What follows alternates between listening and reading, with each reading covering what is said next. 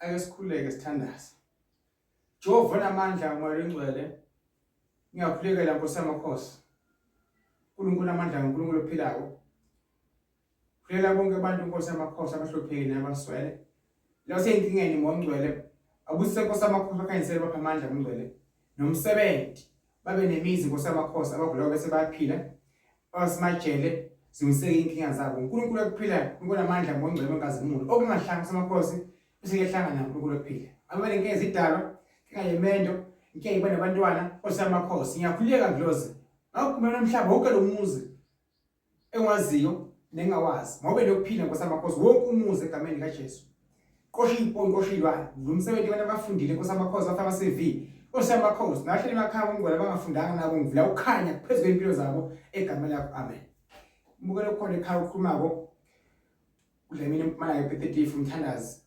Ngisawona imbukelo khona ekhaya. Ngisempumalanga ePetitif umhlala.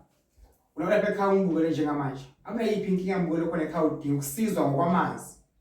Udinga ufaka impophomeni mbukelo khona ekhaya. Ulungisela ngokwedlozi.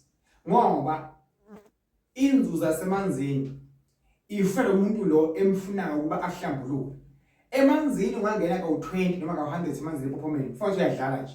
Bese bakhona umuntu lo mayithinta ngesakhe sandla kuvele zonke into zakho. Yini zathi umbukelo khona ekhaya. Lo muntu okufaka emanzini abevele abizelwe kuphi kulo msebenzi angafaka abantu kuphi emanzini. Le ndlozi yakho iyamvuma kusibo bonke abantu ababamba amahlombe bafaka emanzini bakubusise bakukhulekele bahlambulule bagezise umbukelo khona ekhaya. Ingathi umuntu ungamphupha noma umhlole umboniswe bese umuntu uyahamba uyakuba akusize ngoba uyawukhala ngenyanga, ukhala ngathandazi, ukhala ngamagedla, ngani ngezangoma. Yini zathi umbukelo khona ekhaya. Ulugijimisa wonke umuntu ovelayo, social media, wonke umuntu emgijimisa. Akube umuntu omuzwe egazini lakho ukuthi khona lo mangithinta ngesakhe sandla ngiyawuphila. Kunabantu abamikisa izinto umbukelo khona ekhaya. Umuthi nesiwasho umbukelo khona kuyinto eyodwa but akufani ukusebenza kwakhona umbukelo khona ekhaya. Isiwasho indlela yaso, umuthi indlela yakhona umbukelo khona ekhaya. Yebo konke kuyafutha, konke kuyaphalaza, konke kuyageza but kunabantu abangavunywa umuthi ovunywa iwasho. Abanye bavunywa umuthi ovunywa iwasho. Abanye